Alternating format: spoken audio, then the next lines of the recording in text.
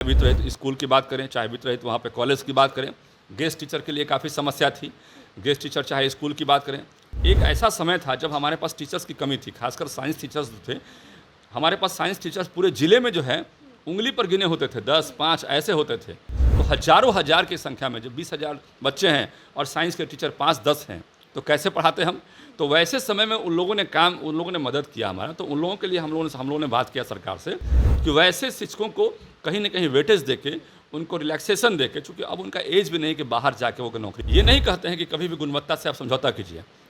आप गुणवत्ता से कतई समझौता नहीं कीजिए। यदि उनमें क्वालिटी नहीं है तो हम कभी भी नहीं कहेंगे कि आप उनको लीजिए। उनके टीचर्स को पेमेंट क्यों नहीं मिलना चाहिए? क्यों 7 साल 6 साल टीचर्स मतलब बिना पेमेंट के रहेंगे? क्या उनके परिवार नहीं है? क्या उनके बच्चे नहीं हैं? लालू जी का सरकार जब खत्म हुआ था ना बिहार में, तो 30 से 40% स्कूल हमारे यहाँ बंद हो गए थे, क्योंकि लालू जी ने बहाली नहीं किया था। वो कहते थे पढ़ लिख के क्या करेगा? अरे कुछ टीचर रहेंगे, भैंस चरा के लोग आएगा और कुछ पढ़ लेगा, फिर जाके बकरी चरा लेगा, फिर पढ़ेगा, फिर जाके गाय चराएगा, फिर पढ़ेगा। नमस्कार, दर्श न्यूज देख रहे हैं आप और मैं हूं आपके साथ दक्षा प्रिया। इस वक्त बात करने के लिए हमारे साथ बीजेपी के एमएलसी जीवन कुमार हैं, जो कि शिक्षकों के मुद्दे पर बड़े ही मुखर तरीके से बात करते हैं। लेकिन उससे ठीक पहले एक और मुद्दा है जिस पर सुबह से ही चर्चा हो रही है। बीजेपी नेता की हत्या, चेन स्नैचिंग का विरोध कर रहे थे और इसी कारण से उनको गोली मार दी गई। इसको लेकर के लगातार हर जगह चर्चा हो रही है। तो सबसे पहले इसी से शुरुआत करते हैं सर। जिस तरीके से आज बीजेपी नेता की हत्या कर दी गई, विपक्ष इसको लेकर सवाल उठा रहा है। तेजस्वी यादव ट्वीट कर रहे हैं इसको लेकर। देखिए, शासन हमारा बहुत टाइट है। शासन कहीं भी कोई भी लापरवाही, कोई भी कोताही बर्दाश्त करने के मूड में नहीं है। आपने देखा कि इसीलिए आलोक राज जी को यहाँ पर बनाया गया है, नया डीजीपी बनाया गया है, क्योंकि इनके बारे में चर्चा शुरू से रही है कि शासन को अपने ढंग से चलाने का काम करते हैं और अपराधियों के लिए दुश्मन हैं। तो निश्चित रूप से अभी तो जस्ट आए हैं और हमें लगता है कि इसका 1 सप्ताह में आपको असर दिखाई पड़ेगा पूरे बिहार में कि किस तरह से यहाँ बिहार में शासन व्यवस्था को चलाने का प्रयास किया जा रहा है। अपराधियों का मनोबल लगातार हम लोग गिराने का काम किए हैं। इस सरकार में अपराधियों का मनोबल हम लोगों ने कभी बढ़ने नहीं दिया है। पहले क्या होता था कि पहले अपराधी अपराध करके पावर हाउस में घूमते थे और वहाँ पर पंचायती होती थी। आज ये सिस्टम नहीं है। अपराधी जो है गली में, मोहल्लों में, घर से बाहर, ज़िले से बाहर भाग जाते हैं और ये राज्य से बाहर भाग जाते हैं अपराध करके। उनको ये डर है कि हम कहीं पकड़े ना जाएं। आप देख लीजिए, एक घटना एक देवराज की हत्या हुई थी, उसमें रंजीत चौधरी का नाम आया था। वहाँ पे 27 केस था उस पर और वो उत्तराखंड में जाकर रहता था। आपने 2 दिन पहले उसकी गिरफ्तारी देखा। तो हिंदुस्तान के किसी कोने में कोई अपराधी आज छुप जाए अपराध करके, तो अब उसको बचने का कोई चांसेस नहीं है, चाहे कोई भी हो। आज प्रशासन का जो मॉडल हो गया है कि कहीं भी कोई अपराधी जो इस तरह का काम कर रहे हैं, तो भारत के किसी कोने में अपराध करके भाग जाएं तो उनको राहत नहीं मिलना है, उसको जेल के सलाखों के भीतर जाना है। तेजस्वी यादव सवाल उठा रहे हैं कि ये जंगल राज नहीं तो क्या मंगल राज? देखिए, तेजस्वी यादव के राज में क्या होता था कि वो एक पॉकेट बनाए हुए थे राज शासन को चलाने के लिए। वो पॉकेट क्या काम करती थी? वो क्या है कि वैसे क्रिमिनल्स को प्रमोट करते थे और वैसे क्राइम को प्रमोट करते थे जो शासन व्यवस्था उनकी चलाने में मदद करे। देखिए, उनके शासन में आपको याद होगा कि यही पालीगंज था, पटना जिला में पालीगंज था, जहां नक्सलियों का या कहिए उग्रवादियों का गढ़ हुआ करता था। आज ये एनडीए सरकार में कोई नक्सली और उग्रवादी का नाम सुनते हैं? पटना नक्सलवाद उग्रवाद से फ्री हो गया। तो कितने ज़िले फ्री हो गए? आखिर क्यों फ्री हुए? क्योंकि वहाँ पर काफ़ी काम किया गया। मुंगेर में काफ़ी काम किया गया, भागलपुर में काफ़ी काम किया गया, मसौड़ी में, अब यही मसौड़ी था जहाँ दिन भर अपराधियों का जमावड़ा होता था। कोई भी ठेकेदार जो है वहाँ पर जाकर रोड बनाने से डरती थी। ठीक है, हमारे एक नज़दीकी ने जाकर रोड बनाना शुरू किया, तो वहाँ पर अपराधी ने, वहाँ पर नक्सल ग्रुप के कुछ लोगों ने वहाँ पर पैसे लेवी मांगा और शासन प्रशासन ने इतनी व्यवस्था टाइट कर दी कि बिना लेवी का वहाँ से काम किया और वो अपराधी इनकाउंटर में मारा भी गया। तो ये व्यवस्था बदली है, लगातार व्यवस्था बदली है। पहले क्या होता था? तेजस्वी जी के बाबूजी के ज़माने में क्या होता था कि अपराधियों को संरक्षण दिया, चाहे वो शहाबुद्दीन टाइप के अपराधी हों। आपको याद होगा शहाबुद्दीन जो है तेजाब से नहला के किसी की हत्या इसलिए कर दिए, जो पेपर में आया, मीडिया में आया, क्योंकि वो उनके विरोधी थे। तो किस तरह के जघन्य अपराध होते थे पहले, और आज इस तरह के जघन्य अपराध कहीं आपको मिलता नहीं होगा। किसी का हिम्मत नहीं है कि इस तरह के जघन्य अपराध करें। तो दोनों में काफ़ी बदलाव आया है। अपराधियों का कोई बिहार में जगह नहीं है। ठीक है सर, शिक्षकों के मुद्दे की बात अगर की जाए तो सक्षमता परीक्षा जिन शिक्षकों ने दी है वो अभी तक उनकी पोस्टिंग नहीं की गई है। इसको लेकर के वो लोग काफ़ी ज़्यादा परेशान नजर आ रहे हैं। देखिए, ऐसा है कि बहुत सारी पॉलिसीज़ फ्रेम हो रहे हैं। हम लोगों ने माननीय विधान परिषद से आदरणीय सभापति जी से हम लोगों ने कहा था कि इस पॉलिसी में कुछ कमी बेसी है, उसको हम लोग बैठ कर डिस्कस कर लेते हैं। तो आप एक मीटिंग बुलाइए, माननीय उसमें मंत्री रहेंगे, माननीय विभाग के सेक्रेटरी रहेंगे, और सब लोग हम लोग बैठ के इसको हम लोग डिस्कस करेंगे। तो विभागीय सेक्रेटरी वहाँ पे वैद्यनाथ जी थे, अब तो हट गए। वहाँ पे और भी अधिकारी आए थे वहाँ पर, और हम लोग भी वहाँ बैठे थे। इन सारे मुद्दों को लेकर बैठे थे, कई मुद्दों को लेकर बैठे थे। बहुत लंबे समय से वित्त रहित को पैसा ग्रांट नहीं इशू हुआ था, चाहे वित्त रहित स्कूल की बात करें, चाहे वित्त रहित वहाँ पे कॉलेज की बात करें। गेस्ट टीचर के लिए काफ़ी समस्या थी, गेस्ट टीचर चाहे स्कूल की बात करें। एक ऐसा समय था जब हमारे पास टीचर्स की कमी थी, खासकर साइंस टीचर्स थे। हमारे पास साइंस टीचर्स पूरे ज़िले में जो है उंगली पर गिने होते थे, 10, 5 ऐसे होते थे। तो हज़ारों हज़ार की संख्या में जब 20,000 बच्चे हैं और साइंस के टीचर 5-10 हैं, तो कैसे पढ़ाते हम? तो वैसे समय में उन लोगों ने मदद किया हमारा। तो उन लोगों के लिए हम लोगों ने बात किया सरकार से कि वैसे शिक्षकों को कहीं ना कहीं वेटेज देके, उनको रिलैक्सेशन देके, चूँकि अब उनका एज भी नहीं कि बाहर जाके वो नौकरी करें, तो उनकी बात हम लोगों ने रखी। और वो पढ़े लिखे हैं, साइंस के टीचर्स हैं, ऐसा नहीं है, वो क्वालिफाइड है। आप उनका एग्ज़ाम ले लीजिए ना, आप उनका कुछ रिलैक्सेशन देके एग्ज़ाम ले लीजिए। जो सर्टिफिकेट्स में जो आप ये होता है कहीं कुछ कमी बेसी है, तो उसमें आप वो रिलैक्सेशन देके आप उनका एग्ज़ाम ले लीजिए। ये नहीं कहते हैं कि कभी भी गुणवत्ता से आप समझौता कीजिए, आप गुणवत्ता से कतई समझौता नहीं कीजिए। यदि उनमें क्वालिटी नहीं है तो हम कभी भी नहीं कहेंगे कि आप उनको लीजिए, लेकिन यदि क्वालिटी है तो उनको लेने में दिक्कत नहीं है। तो इस तरह से हम लोगों ने काफ़ी मुद्दों को रखा वहाँ पर। फिजिकल टीचर्स का मुद्दा था वहाँ पर, दिव्यांग का था, महिलाओं का ट्रांसफ़र का मामला था, कॉमन ट्रांसफ़र का मामला था। बहुत सारे हस्बैंड और वाइफ जो है 2 ज़िले में रहते थे, हस्बैंड है पटना ज़िला में और वाइफ है कैमूर ज़िला में, और दोनों का मिलन नहीं हो पाता है, इसलिए कि भाई स्कूल का टाइमिंग को लेकर कैसे मिलेंगे लोग। तो बहुत दिक्कतें होती थी, इसके चलते कई परिवार टूट रहे थे। तो इन सारी बातों को जो है हम लोगों ने वहाँ पर रखा, और माननीय मंत्री जी ने बड़ा सहजतापूर्वक सारी बातों को सुना और गंभीरता से सुना। और अब मान के चलिए कि जो ग्रांट की राशि जो है लंबित थी बहुत लंबे समय से, 7-8 साल से, उस ग्रांट की राशि भी बहुत जल्दी विमुक्त हो गई। कई इशूज़ थे, जैसे बहुत सारे स्कूलों का एफिलिएशन रद्द हो गया था। तो एफिलिएशन जो रद्द हुआ था उस पर भी हम लोगों ने बात को रखा कि वहाँ पर ग्रांट इशू नहीं हो रहा है। विभाग के अधिकारियों ने उनको बरगला कर रखा था, उनको हमेशा बरगलाने का काम किया कि जब एफिलिएशन रद्द है तो वहाँ पर ग्रांट कैसे मिलेगा।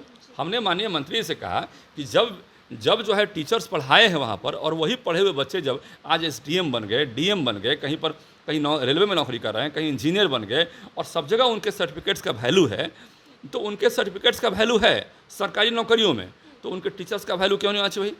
उनके टीचर्स को पेमेंट क्यों नहीं मिलना चाहिए? क्यों 7 साल 6 साल टीचर्स मतलब बिना पेमेंट के रहेंगे? क्या उनके परिवार नहीं है? क्या उनके बच्चे नहीं हैं? एफिलिएशन रद्द होना नहीं रद्द होना ये स्कूल का विषय है, ये संस्थान का विषय है। तो उस पर भी माननीय मंत्री जी ने संज्ञान लिया कि इस पर भी हम लोग विचार करते हैं। तो कई मुद्दे जो बहुत लंबे समय से पेंडिंग चल रहे थे, अभी देखिए अभी हमारे पास पूरे बिहार के अभी गेस्ट टीचर्स के कुछ कमेटी आई थी, अभी कुछ आपके आने से पहले कुछ देर पहले करीब 50 लोग उस कमेटी में यहाँ पर पूरे बिहार से यहाँ पर आए, और वहाँ पे ये शिक्षकों का कुछ मुद्दा दिए। भाई हमारा भी मुद्दा है, जब हमारी ज़रूरत थी तब हमने सरकार को सपोर्ट किया, और जब आज सरकार के पास आज भी मतलब 30:1 का रेशियो मेंटेन करने के लिए, वो 30:1 का रेशियो जो मेंटेन करना है, आज भी उनके पास टीचर्स नहीं है। तो हम लोगों को कंटिन्यू किया जाए और हम लोगों को डिसकंटिन्यू नहीं किया जाए। और हमारा कहना है सरकार से, हमने पहले भी कई बार कहे हम, ऐसा नहीं, पिछले मीटिंग में कहे थे, जब विधान परिषद में मीटिंग हुई तो वहाँ भी कहे थे हम कि हमारे पास जब तक पूरी समस्या का समाधान नहीं होता तब तक इस पर गंभीरतापूर्वक विचार करना चाहिए, और खासकर उन लोगों के साथ रिलैक्सेशन की बात ज़रूर सोचनी चाहिए जो हमारे गेस्ट टीचर हैं, जो हमारे विषम परिस्थिति में हमें मदद किए हैं। एक समय ऐसा था, आपको बता देते हैं दक्षा जी, लालू जी का सरकार जब ख़त्म हुआ था ना बिहार में, तो 30 से 40% स्कूल हमारे यहाँ बंद हो गए थे, क्योंकि लालू जी ने बहाली नहीं किया था। वो कहते थे पढ़ लिख के क्या करेगा, अरे कुछ टीचर रहेंगे, भैंस चरा के लोग आएगा और कुछ पढ़ लेगा, फिर जाके बकरी चरा लेगा, फिर पढ़ेगा, फिर जाके गाय चराएगा, फिर पढ़ेगा। तो कुछ टीचर रहेगा स्कूल में, ऐसा नहीं है, लेकिन वो भी कुछ टीचर्स उनके स्कूलों में ख़त्म हो गए थे, और 30-40% स्कूल जो है बंद हो गए थे। आनंद फानन में एनडीए सरकार ने बहाली किया, और वो बहाली के बाद जो है हमारे ये नियोजित शिक्षक जो है आज जो राजकर्मी का दर्जा जिसके लिए भारतीय जनता पार्टी ने एक बड़ा आंदोलन किया, आपको याद होगा लास्ट 13 जुलाई का, जिसके बाद सरकार के मुख्यमंत्री हमारे कार्यकर्ता की मौत भी हुई। उसमें हमारे बहुत मजबूत साथी हमारे चुनाव में मदद किए थे, विजय सिंह, जिन्होंने हमें काफ़ी मदद किया हमारे चुनाव में, उनकी मौत भी हो गई। आज तकलीफ भी है कि उस मतलब वो हमारे बीच नहीं रहे, और हमारे बहुत मजबूत साथी का मौत हुआ। बीजेपी का एक मजबूत साथी थे, हमारे बहुत नज़दीकी थे वो। तो उसको हमने खोया है। और कई हमारे विधायक, कई सांसद को चोट लगी, किसी का माथा फूटा, किसी का हाथ फूटा, किसी का पैर टूटा। लेकिन अंततः हम नीतीश कुमार को धन्यवाद इसलिए देना चाहेंगे कि हम लोगों ने लाखों की संख्या में जब विधानसभा का घेराव करने का जब विपक्ष में थे तो किया। माननीय मुख्यमंत्री जी को धन्यवाद देते हैं कि भाई उन्होंने तुरंत हाउस में जाके कहवाया कि भाई जितना बीपीएससी के माध्यम से जो अभ्यर्थी हमारे यहाँ नौकरी मांगने आ रहे हैं उनके उसके लिए वैकेंसी निकालेंगे, आप चिंता नहीं कीजिए। ऐसे एनडीए के एजेंडा में था, एनडीए के प्रोग्राम में था पहले से भी। जब हम सरकार में एनडीए के साथ थे, जब उनके पहले साथ थे, तब भी हमारे प्रोग्राम में था। लेकिन बीच में जब 17 महीने की सरकार तेजस्वी जी की आई तो वो डिले कर दिए। उनके जो शिक्षा मंत्री थे वो डील डॉल थे। लेकिन वो लोग तो बड़े बड़े दावे करते, हमने इतने लाख नौकरियां दी, इतने शिक्षकों को नौकरियां दी, इतने शिक्षक जो है स्कूल में बहाल किए गए। अरे उनसे बड़ा झूठा पूरा पार्टी पूरा देश में कोई होगा? पूरा झूठा पार्टी है। लोग कहता है हम लोग झूठ बोलते हैं, बड़का झूठा पार्टी तो वो लोग है, झूठा कोई होगा? अब चंद्रशेखर जी को लीजिए, चंद्रशेखर जी का काम क्या था? शिक्षा मंत्रालय काम करना। आपको याद है ना कि शिक्षा मंत्रालय में बैठते नहीं थे वो? ये बात बताइए हमको, ज़रा ये बात बताने का काम कीजिए। जब आप मंत्रालय में बैठेंगे नहीं तो फाइल पर साइन कैसे करेंगे? और जब फाइल पर साइन नहीं करेंगे तो काम कैसे होगा? आप हमको बता दीजिए काम कैसे कर रहे थे? क्या हवा में कर रहे थे? क्या वायरलेस तरीके से काम कर रहे थे? तो कैसे काम कर रहे थे आप तो शिक्षा विभाग में बैठते ही नहीं थे वहाँ पर। ये लोग केवल नौटंकी कर रहे थे। इन लोगों का डेली का यही काम था, कभी रामचरितमानस के दोहे पर अटैक करना, कभी हनुमान चालीसा पर अटैक करना। तो भगवान ने भी इनकी नहीं सुनी, वो लोग समझ गए, भगवान भी हमारे समझ गए कि ये लोग जो है सनातन विरोधी जो है परंपरा को लाना चाहते हैं। और जो ईश्वर का विरोध करेगा हमारा, वो निश्चित रूप से उसका कल्याण नहीं होना है, जान लीजिए। आज इसी के चलते वो सरकार से भी बाहर चले गए, आज रोड पर घूम रहे हैं। अब जाइए, अब जाके रामचरितमानस पर अब तबला गाइए। अच्छा, जिस तरीके से 15 दिनों के अंदर बहाली करने की बात कही गई थी जो शिक्षक थे, और इसको लेकर के कमेटी भी बनाई गई थी, लेकिन 15 दिन से भी ज़्यादा हो गए, शिक्षक फिर भी रोड पर आ रहे हैं, तो उसको लेकर के देखिए, हमने बताया आपको अपने स्टार्टिंग में ही कि 30 अभी महीने के अंत तक बहुत सारे चीज़ों पर फैसला होना है। उसके लिए कमेटी काम कर रही है। थोड़ा समय लगता है, मंथन में समय लगता है, कार्य करने में समय लगता है, बहुत सारी समस्याएं हैं, उन समस्याओं को सोल्व करना होता है तो समय लगता है। और मान के चलिए कि सब कुछ बेहतर होगा।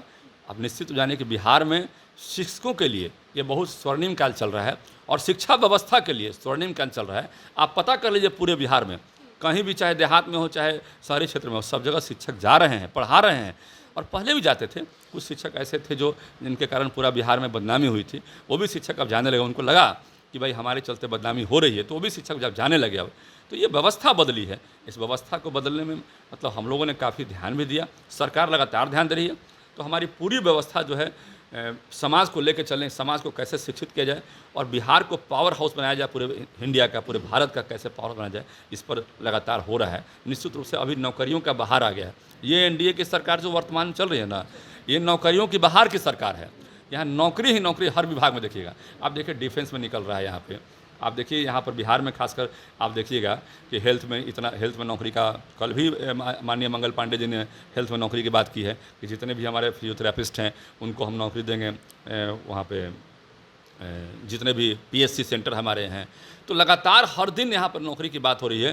तो ये तो स्वर्णिम काल चल रहा है, खासकर मतलब कि नौकरी के मामले में। जी अच्छा, एक आखिरी सवाल है। कल से तेजस्वी यादव भी आभार यात्रा पर निकल रहे हैं, और जहां तक आप लोगों की बात है, आप लोग भी क्षेत्र में अब रहने वाले हैं, सभी लोगों को कहा गया है, तो क्या लगता है इस आभार यात्रा से क्या कुछ फ़ायदा होने वाला है? अरे कुछ नहीं, किस चीज़ का आभार यात्रा? बिहार में रामचरितमानस पर अटैक किए उनके मंत्री, उसके लिए आभार यात्रा निकाल रहे हैं कि उसके लिए कुछ लोग सपोर्ट किए, इसके लिए किस चीज़ का आभार यात्रा? जो हमारे हनुमान चालीसा पर अटैक किए उसके लिए आभार यात्रा? किस चीज़ के लिए आभार यात्रा? कि हमारे दुर्गा जी, हमारे दुर्गा माता हैं, उनके बारे में अपभ्रंश बोला, उनके बारे में उनके विधायकों ने दुर्व्यवहार पर मतलब मार्केट में पूरे संदेश देने का काम किया, तो उसके लिए आभार? किस चीज़ का काम तो किए नहीं है। जब इनको मौका मिला तो इनके विभाग के लोग तो डफली हो जा रहे थे, केवल पैसा कलेक्शन में लगे थे। केवल हर विभाग में देखिए तो ट्रांसफ़र पोस्टिंग में लूट की बात हो रही है। आप बताइए ना, ये पूरा मरमरिंग का विषय था। आप याद है ना आपको, आलोक जी का पूरा ट्रांसफ़र पोस्टिंग रोक दिया था। माननीय मुख्यमंत्री को पता चल गया हमारा, तो उनको तो पैसा से मतलब है नहीं, तो उनको पता जैसे ही चला कि भाई यहाँ लूट हो रहा है, तो उस पर तुरंत एक्शन लिया। तो ये पूरा का पूरा सिस्टम ही वहाँ पर पैसा कमाने में लग गया था। ये सब उनको मालूम चलते गया और सब उस पर कार्रवाई होते गया। तो किस चीज़ का आभार यात्रा? जो पैसा लूटे हैं बढ़िया से और पार्टी को मजबूत किए हैं लूट के, उसके लिए आभार यात्रा? किस चीज़ का आभार यात्रा भाई? ये कहीं कोई आभार यात्रा नहीं है। ये समझिए कि इनको इसका नाम जो हमसे पूछेगा कौन यात्रा का नाम क्या होना चाहिए, तो हम लोग धोखेबाजों को सराहने के लिए ये यात्रा निकाली गई है। चलिए, बहुत बहुत धन्यवाद। तो देखिए, बीजेपी के एमएलसी जीवन कुमार जी से बातचीत कर रहे थे। शिक्षकों के मुद्दे पर क्या कुछ कहते नजर आए वो तो आपने सुना ही, बाकी अन्य तमाम मुद्दों को लेकर के किस तरीके से मुखर होकर बोलते नजर आए हैं बीजेपी के एमएलसी जीवन कुमार, साफ तौर से आप सुन रहे थे। कैमरा पर्सन शशि के साथ मैं दक्षा प्रिया, दर्श न्यूज़, पटना।